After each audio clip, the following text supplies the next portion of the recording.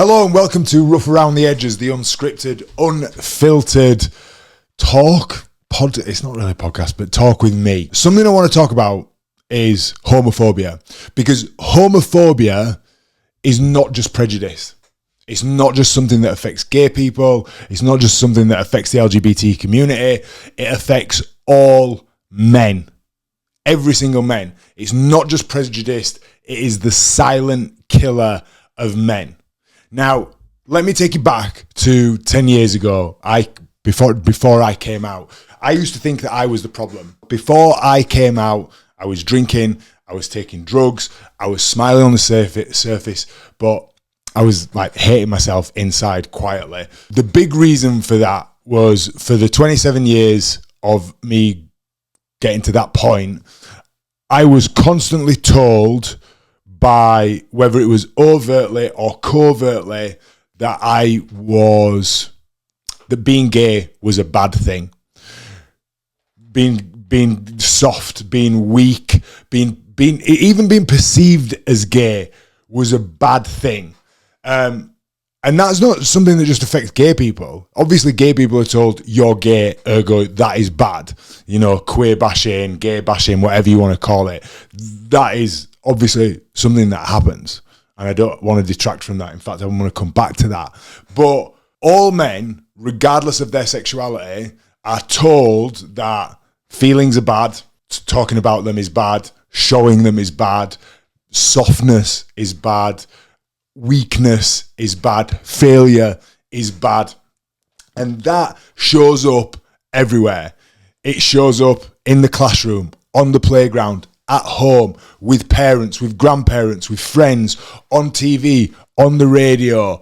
And you can look at like overt examples of it. You know, back in the 90s, Chris Moyles on The Breakfast Show talking about stuff, don't do that, it's gay, was literally a section that they ran. But also just people being punished or ostracized or eyes rolling on, even like on soap operas and things, you know, just mainstream TV, and it infiltrates every generation, every class of people, every person. It really has a huge impact on the brittleness of what masculinity is, because what people are told, whether they're kids or whether they're adults, over and over and over again, is that masculinity is not any of those things that I've previously mentioned. Masculinity is actually, according to this kind of, bullshit, is a very narrow, you're hard-faced, you are a provider, a producer, and you're a robot, basically. If you can be a robot, that is what masculinity is. And that homophobia as a men's health issue is one of the key things that has led to this loneliness epidemic that men seem to find themselves in, and that's talked about. And it's talked about in some areas mockingly. There's been loads of stuff about women mocking men's health. And I know that there's a knee-jerk reaction, especially from people who are a little bit older, who are like, well, men have built this system. And I wholeheartedly agree, they have. Men have built this system. But not all men who are suffering in it have built it and have had a hand in building it, and yet are still suffering. And so they are victims too. And we shouldn't judge people for the sins of the father, kind of thing. And we also don't want men killing themselves. Like, the lead cause of death under 35, I think under 40 actually, is suicide. 75% of suicides in England and Wales are men, 25% are women. So, three men to every one woman that commits suicide. And because of this homophobia that is affecting everybody, and when I say homophobia, it is a fear of being perceived as gay or doing anything that could be misconstrued as being gay. A touch, asking after someone, a call, a hug. We're not talking about wanking each other off at the back of the sheds. Like, that is gay. That's a bit gay.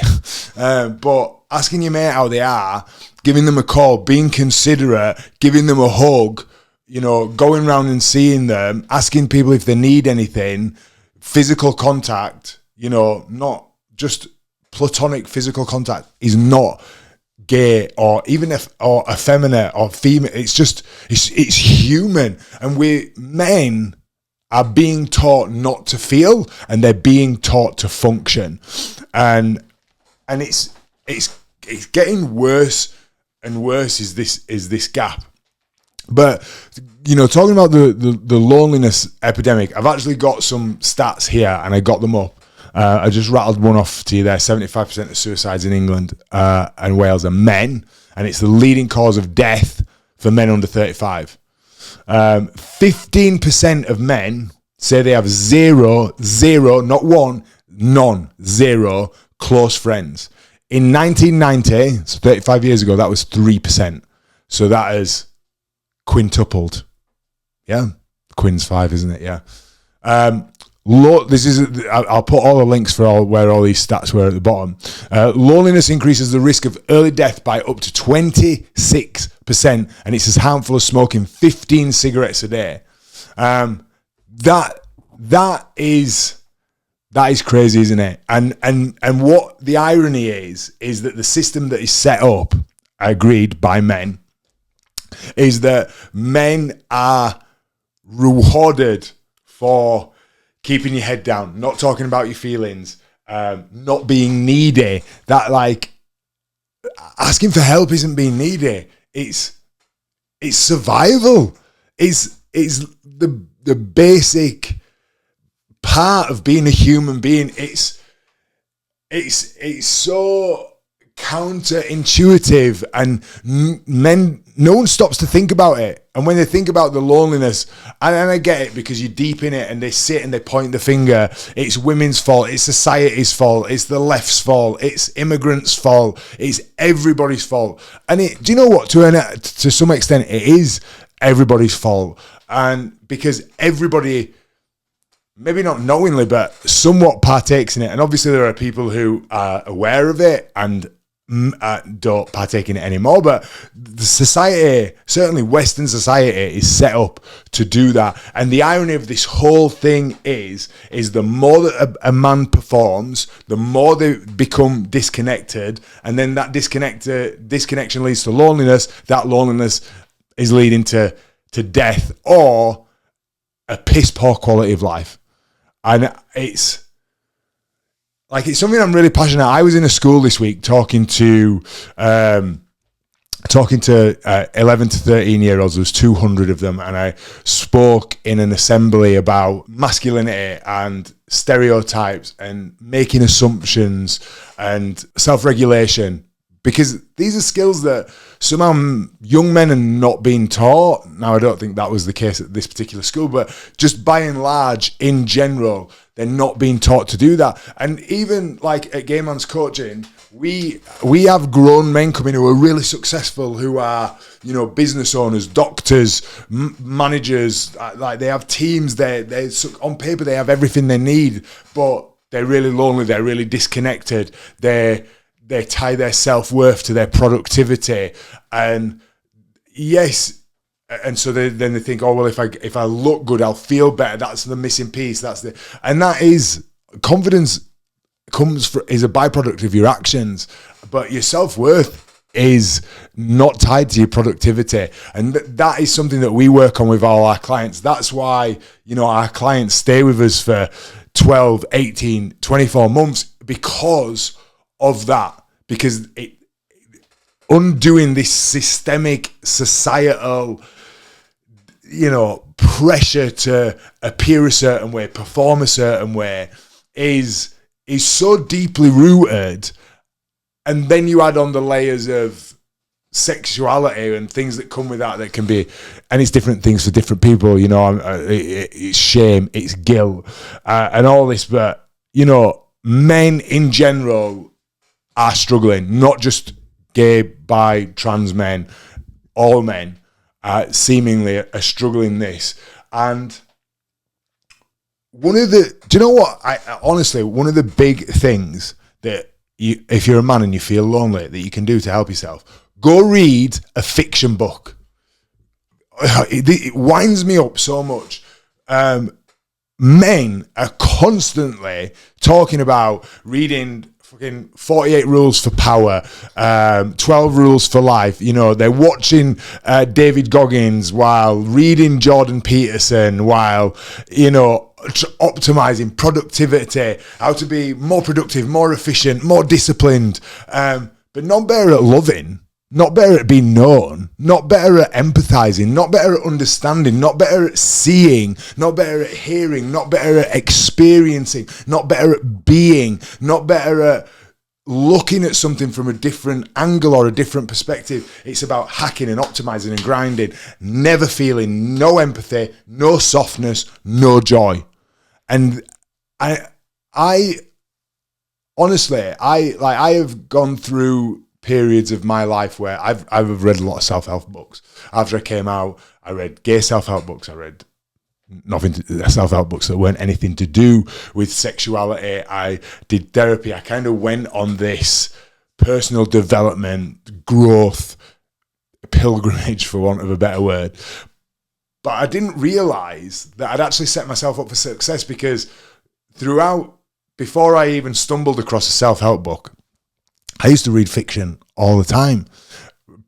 But I actually read a lot of fantasy stuff. It was my thing, and I used to love mythology. And I didn't actually know that was actually setting me up for success, for the nuances of humanity, morally grey things, ambiguity, nuance, not the black and white of Atomic Rules for Life, which is a great book in and of itself. But, you know, everything is, when you just make everything black and white and it's about being better, you become overtrained and emotionally undernourished. And that's what these men are. And that's why they can't get past the first date with a woman. That's why they can't make a connection with another man. Because that's what they need, connection. They need connection. They need joy. They don't need another strategy. They don't need to be more robotic. And I think that is one of the big things that is contributing to this loneliness epidemic. And when we talk about loneliness, we're talking about familial loneliness. We're talking about romantic loneliness. We're talking about friendship loneliness. But for me, what I see is a lot of men who are disconnected from themselves. They don't really know who they are, what they want, why they want it, because there's no introspection, there's no self-reflection, because we're told, and admittedly, I used to feel this when I first started doing things like journaling and therapy. I was like, this is all heebie-jeebie, mumbo-jumbo, soft shit. I used to think that. And it wasn't until I just really thought about some of the stuff that I used to say and still say now. Like, if you do the same thing, you're going to get the same result over and over. Yeah, there's that old adage that doing the same thing and expecting a different result is the definition of insanity. But if nothing changes, nothing will change. And that was, for me, that was the catalyst. I did not want to stay the same. And so I was like, right, I'm going to give this stuff a go. And at first it was uncomfortable, you know, sitting with my own feelings. Oh my God, I couldn't think of anything worse than being in a room with myself. I think a really good tactic to see if you are comfortable in your own skin is to stand in front of a mirror for 5 minutes naked with nothing else going and just look at yourself. And if you come away with that and you go, yeah, like, go me.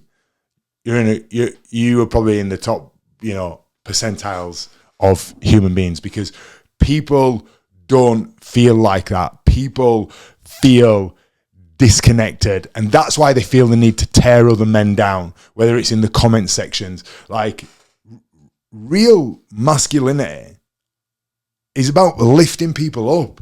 It's about whether that's people in your family, your friends, society, certainly women, certainly people who are less fortunate than yourselves. And that doesn't mean monetarily. See, that was something that I thought when the kids were young, I provided for my children, but that is all I did. Like, they had money. They were given things because money was provided to buy those things, and I thought, that's my job as a man. And it wasn't until I actually was separated from their mum and started getting them on my own. I remember crying to my friend because I was so terrified of doing a bad job as a father. And I was like, I don't know what to do. I don't know what to do with these kids. And I'm lucky that they were young enough that I was able to make lots of mistakes and have the time to put those right. But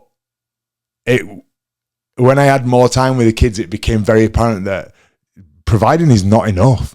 It's about listening. It's about talking. It's about conversation. It's about understanding. It's about making someone feel seen and feel heard. And this is not just parenting. This is connection, because that's all parenting is. It's forming a deep connection with your child so that you can help guide them to ultimately one day be able to make good decisions and live a good life without you there, because that is what your job as a parent is. And realistically, is that not what our job as human beings in a functioning society? And to do that, you don't need to optimize everything. You're allowed to make mistakes. You don't need productivity hacks. You don't need to be able to run a sub 5 kilometer mile because David Goggins shouted in your ear that that's what you should be able to do. Real strength is being able to ring your mate up and say, I'm struggling at the minute. Can we talk?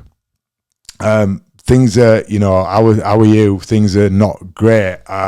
Like, this is what's going on for me, or being able to do things without getting pissed or using drugs, or, just being able to have a conversation. And even if it does feel a bit uncomfortable, and what is like, men work are wired up differently to women, in the sense that it's very difficult for two men to sit down, face to face, have a coffee and talk about things.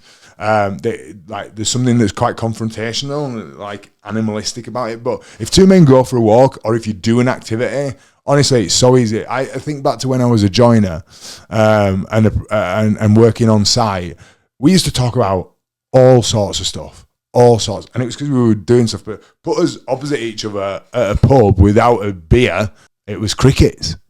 And it's not about trauma dumping on people. It's really not. It's not about oversharing. It's just about, I feel a bit shit today and I need help. That doesn't make you emotional. That doesn't make you too much. It just makes you human. And it just makes me so sad. It really does. Especially speaking to those boys yesterday. It's something that I think about with Fletcher all the time. And Fletcher has friends, and I see that he's close with people, but it's a worry, and it's happening the world over. And then if you're from the LGBT community, it happens so much more. So if you've been told to man up, harden up, not be soft, that is not your fault. That is not your fault. And you don't need to do that. But what I want you to do is, I want you to ask yourself, how many men do you know that are more afraid of being called soft or weak or gay than being alone? I bet it's the vast majority of people that you know. And that is why we find ourselves in this position. That's why they find themselves in position. And I understand that some people do it as a means of protection because they don't want to get hurt.